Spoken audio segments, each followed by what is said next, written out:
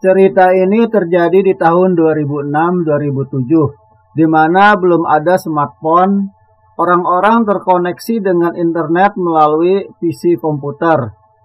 Belum ada WhatsApp, Instagram, dan Facebook belum populer di Indonesia.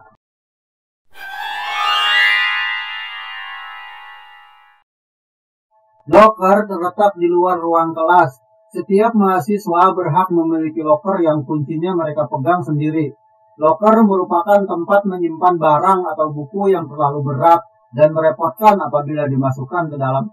Saat pulang kuliah, Aldo mencari sesuatu di dalam lokernya. Loh, tidak ada. Seingatku disimpan di loker ini. Mungkin tertinggal di rumah. Sampai di rumah, Aldo terus mencari barang yang hilang. Mungkin dia lupa meletakkannya. Mencari di dalam laci. Di bawah tempat tidur juga tidak ada. Buku diari inilah yang dia cari. Biasanya dia meletakkannya di dalam loker kampus. Toh aman-aman saja disimpan di situ. Karena kunci lokernya dia yang pegang sendiri. Biasanya dia curhat ke buku diari dengan menuliskan perasaan yang terlintas pada saat itu. Setahun lalu, dia rajin menulis curhatnya di buku diari. Itu tulisan terakhir mengenai Ayomi di dalam diari. Bahkan untuk sementara ini, dia berhenti menulis curhat di dalam diari. Lalu dia menelantarkan buku diarinya selama setahun belakangan ini. Entah di mana sekarang berada, Aldo lupa sama sekali. Padahal saat ini dia ingin menuliskan kisah cintanya dengan Desi. Tiba-tiba HP berbunyi. Ada sebuah pesan masuk. Hah? Apa ini? Apa sih maksudnya? Kok kalimatnya bikin bingung? Aldo membalas SMS.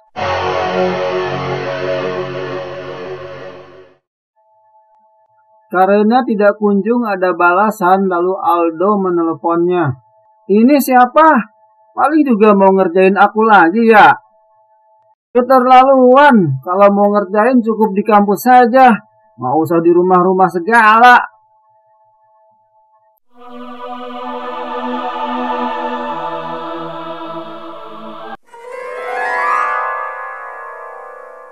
Aldo mendapati Desi sedang duduk ditemani Tini di bangku taman belakang kampus.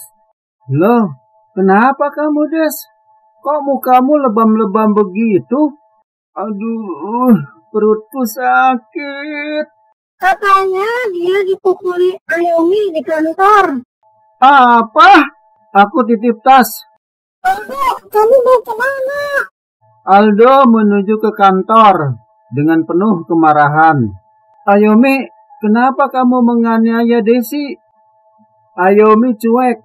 Dia melanjutkan mengetik di laptopnya tanpa menghiraukan Aldo. Ayomi, jangan permasalahan kita yang dulu terbawa-bawa ke Desi. Dia tidak ada urusannya denganmu. Aldo, aku tahu peristiwa yang sebenarnya. Tadi pagi, tiba-tiba Desi menabrak Ayomi dan menjambak rambutnya. Ayo aku, kamu kan yang mengirim surat ancaman itu. Ayomi tidak sempat menjawab. Desi langsung menamparnya. Ayomi membalas dengan meninju wajah Desi. Bagaimanapun, Ayomi bukanlah lawan yang seimbang. Ayomi dibekali bela diri, sedangkan Desi sama sekali kosong. Aldo cuma bisa bengong. Yang mana harus dia percaya? Kalau saja Melati tidak memberi penjelasan, pasti Aldo sudah memarah-marahi Ayomi. Akhirnya Aldo kembali ke taman, di mana Desi masih menunggu di sana. Kenapa kamu tiba-tiba marah-marah di kantor tadi pagi? Bukannya membela pacar, malah memposisikan aku sebagai tertuduh. Bukan itu maksudku. Pasti ada penyebabnya, sehingga kamu marah-marah tadi pagi. Bermula kemarin, saat aku pulang ke rumah, sepucuk surat via pos datang ke alamat rumahku, ditujukan padaku. Berisi surat ancaman.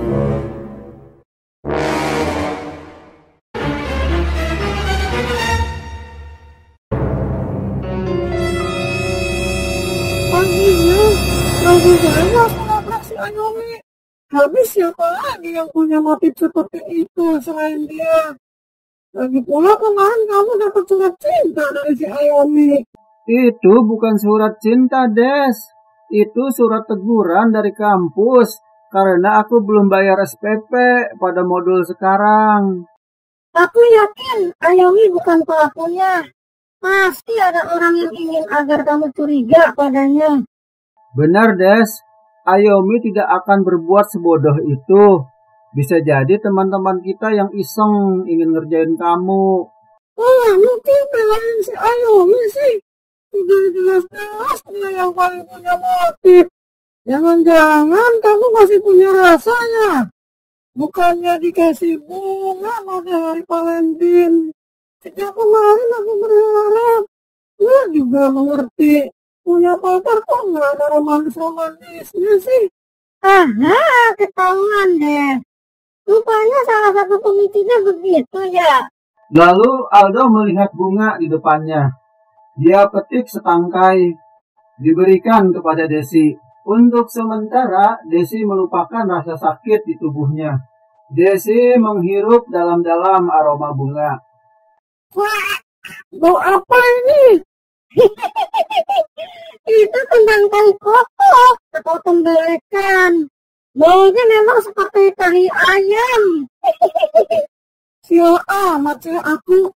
Habis dianiaya sainganku, dikasih kembang tahi kotok pula oleh pacarku. Aduh, sorry Des. Kirain semua bunga wangi. Sebentar ya, aku cariin bunga yang wangi di taman. Udah telat. Aku gak selera lagi mencium bunga. Kalau mau tebus kesalahanmu, aku mau diajak ke taman safari. Wah, kok aneh-aneh sih permintaannya. Kayak orang ngidam aja. Kok lama enak sih jawabnya? Kalau sama si Ayomi saja, sering kesana dulu. Iya, nanti kita ke sana hari Minggu ya. Beberapa hari kemudian, Aldo sedang duduk di depan komputer di kelasnya, sedang mengecek email yang masuk. Di dalam email tertulis, jika menginginkan diarimu kembali, temui aku di mall sepulang kuliah sore ini. Gambar foto diari Aldo yang dilampirkan pada email sebagai bukti bahwa buku diari dipegang orang itu. Siapa lagi nih orang yang iseng kirim pesan lewat email? Aldo mengetik dan membalas email. Setelah ditunggu beberapa saat tidak ada balasan, Aldo menjadi kesal. Kenapa harus main petak umpet kalau mau balikin diari? Pasti ada maksud tertentu. Misalnya menjebakku. Lebih baik aku tidak usah menurutinya. Aldo tidak mampir di mall untuk menemui pencuri diarinya. Tidak ada waktu. Kerjaan animasi lagi banyak. Sampai di rumah, langsung mengerjakan animasi di laptopnya. Pesan masuk. Oh, rupanya yang kirim email itu juga yang punya nomor HP ini. Aldo membalas SMS. Hah? Dia mengancamku? Sembarangan. Orang gak mau memenuhi keinginannya malah mau menghukumku. Siapa takut?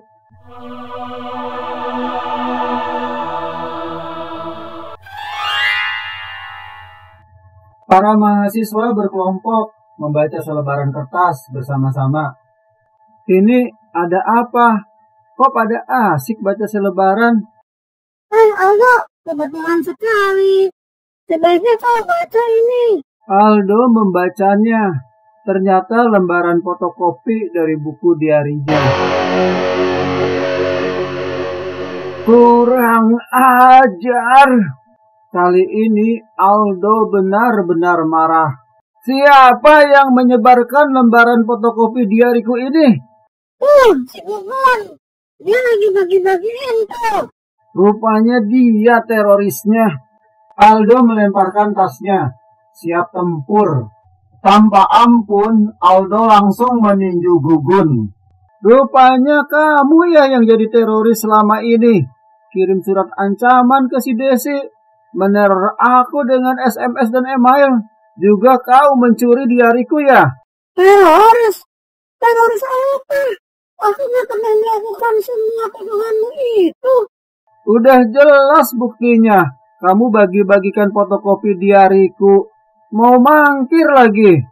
Aku nemu tumpukan lembaran fotokopian diarimu di gerbang kampus. Banyak saksinya, Pak. Lalu aku bagi-bagikan. Terus apa maksudmu bagi-bagikan fotokopian buku diariku? Mau bikin malu ya? Cuma mau bikin seru-seruan saja. Pengen lihat si Desi cemburu dan marah-marah padamu. Itu saja, Pak. Kamu kira lucu melihat orang lain kesusahan? Awas kalau sampai nanti si Desi tahu, aku hajar kau. Ini buat kalian semua. Jangan sekali-kali mencoba ganggu kami lagi. Akhir-akhir ini kami berdua dibuat susah. Kami diteror. Teroris itu menginginkan kami bubar. Semua terornya seolah-olah dilakukan oleh Ayomi. Karena dia berencana mengadu domba kami dengan Ayomi. Kalau di antara kalian ketahuan sebagai teroris itu, aku tidak akan segan-segan menghajarnya. Tiba-tiba Desi datang memasuki gerbang kampus. Desi datang! Desi datang! Cepat sembunyikan kertas-kertas itu. Gugun panik mengumpulkan kertas-kertas fotokopian diari ke bawah bokongnya. Lalu menduduki kertas itu. Loh, Pak, kenapa si Gugun duduk di lantai? Dia terpleset, terus jatuh. Aduh, bokongku sakit. Terlalu keras terjatuh duduknya tadi. Ya, ditondong kalau orang jatuh. Malah ditontonin. Ayo, aku bantuin bangun. Aku tidak mau bangun. Alda, tolong usir si Desi. Sudah, jangan maksa. Dia itu pengennya duduk. Sampai kapan kamu duduk di situ? Suka-suka aku lah. Aneh, jatuh kok malah keenakan duduk. Akhirnya Desi meninggalkan Gugun menuju ruang kelas mau menaruh tasnya. Hampir saja terjadi bencana. Gugun, cepat bawa pergi kertas-kertas itu sebelum si Desi kembali mengajakku sarapan ke kantin. Siap, Des. Segera dilaksanakan. Tiba-tiba Desi berteriak dari dalam ruang kelasnya. Aduh! Hah?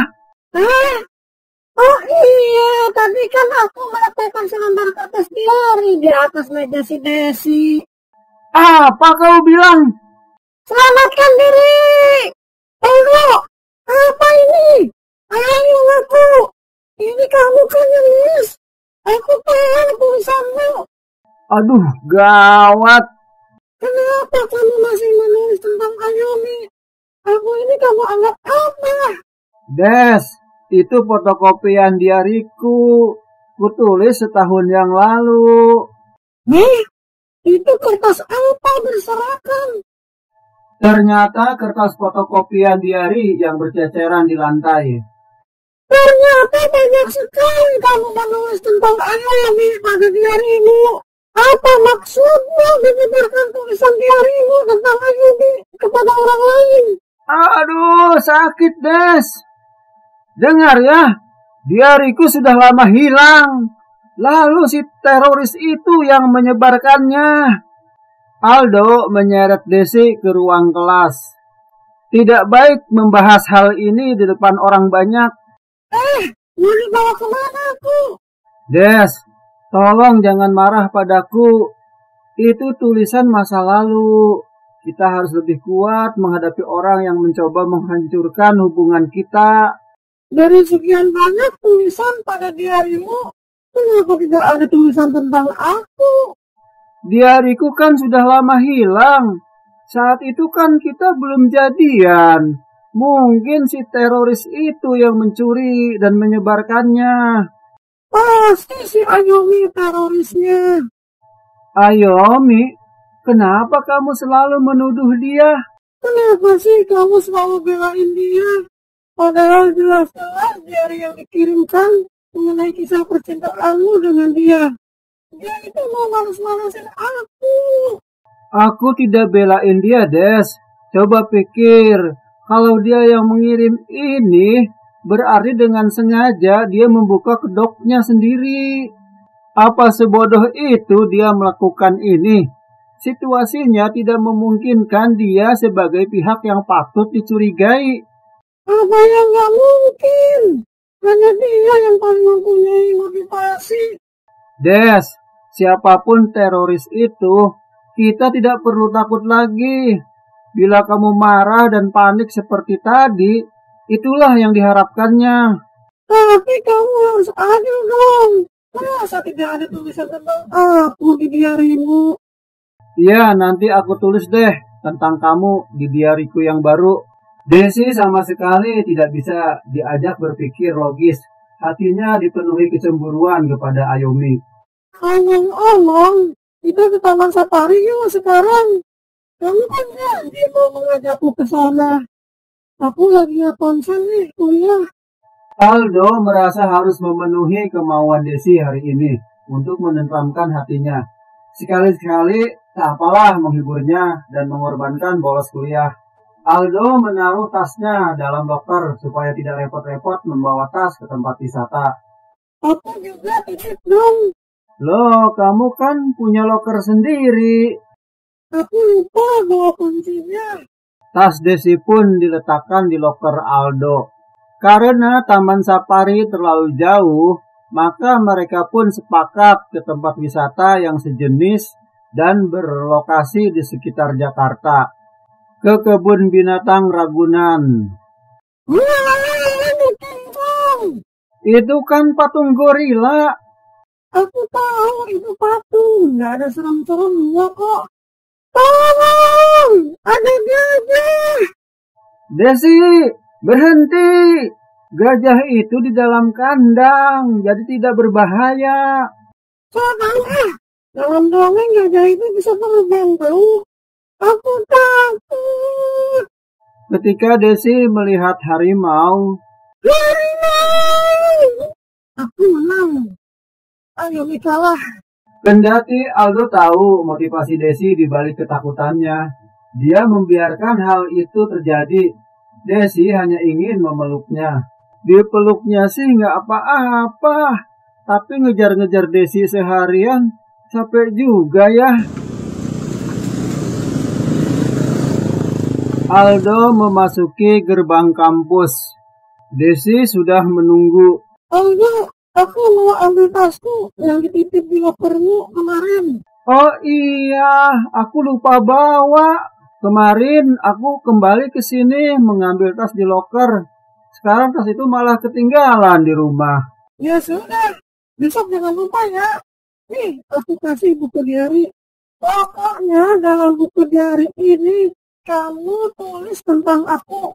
Selambat-lambatnya dalam waktu 1 minggu, diari itu sudah penuh kamu tulis. Ngisi buku diari kok kayak ngerjain tugas aja. Di ruang kelas jurusan animasi, Aldo sedang mengecek email masuk. Ternyata ada kiriman email dari si teroris yang berupa gambar foto Aldo. Foto Aldo sedang berpelukan dengan seorang perempuan di sawah. Foto seronok Aldo dengan bule di pantai. Aku tidak pernah berfoto dengan mereka di tempat-tempat itu. Jelas ini foto rekayasa. Mau apa dia berbuat semua ini? Aldo, aku dapat kiriman email fotomu. Sedang pelukan dengan cewek-cewek cantik. Apa? Aku juga terima foto-foto si Aldo. Wah, si Aldo hebat nih. Ceweknya cakep-cakep. Aldo, aku juga dapat email foto-fotomu. Hah? Wah, Aldo norak. Berciuman saja pakai dipoto segala. Yo, siapa sih cewek-cewek itu? Kalian kan bisa bedakan. Foto-foto itu hasil rekayasa si teroris. Inilah kiriman email berupa foto-foto Aldo dengan para cewek yang diterima teman-teman Aldo dari Samuan anonim alias si teroris. Apa maksudnya dia kirim foto-foto ini? Padahal mahasiswa sini dengan mudah mengenal foto-foto hoax macam itu. Aku rasa email ini juga disebar di kelas jurusan lain. Coba kamu cek, Dok. Aldo, si Desi ngamuk. Sedang mengejar teman-teman sekelasnya. Apa yang Desi ngamuk? Desi melempar batu mengenai kepala temannya. Aduh. Jangan lari kau. Gara-gara email itu, si Desi jadi gila. Kok yang diincar cuma teman-teman sekelasnya sih? Tuh, Aldo di sana. Si Desi lagi ngamuk. Kenapa sih si Desi tiba-tiba jadi sarak begitu? Jangan harap kalian bisa lolos. Desi, Awas kaliannya. Desi hentikan. Aldo, lepaskan. Aku mau menghajar teman-teman sekelasku yang kurang ajar itu. Des, pasti masalahnya berhubungan dengan foto-foto kiriman email itu ya? Kamu sih gak percaya sama aku. Jadi tuh si Ayuni mengirim foto seronokmu ke semua mahasiswa sini. Lagian kenapa sih pakai bawa tasmu ke rumahmu? Yang jadi si tas saya. Aku cuma mau mengamankan tasmu, Des. Aku nggak percaya disimpan di loker itu semalaman. Dari hariku pernah hilang di loker itu. Aku tahu, itu foto rekayasa yang dikirim si teroris. Dan dia adalah Ayumi. Kamu tidak bisa berpikir logis ya? Mana mungkin dia bisa membuat foto rekayasa? Dia awam terhadap rekayasa foto. Hanya mahasiswa dan para dosen yang bisa membuatnya. Susah ngomong dengan pacar yang hatinya lagi mendua dengan mantannya. Aku mau ke rumahmu, ambil tasku di sana. Desi keluar dari gerbang kampus. Aldo membiarkannya pergi. Kali ini Aldo kesal kepada Desi. HP Aldo berbunyi di saku bajunya. Hah? Si teroris? Nomor HP sudah diganti nama jadi teroris oleh Aldo. Halo? Tunggu kau di lantai parkir mall dekat kampus. Baik, aku datang. Ku hajar kau sesampainya di sana. Aldo sangat marah. Inilah saatnya dia mengetahui siapa teroris itu. Dia berlari ke arah mall. Di lantai parkir mall, dia berhadapan dengan sang teroris.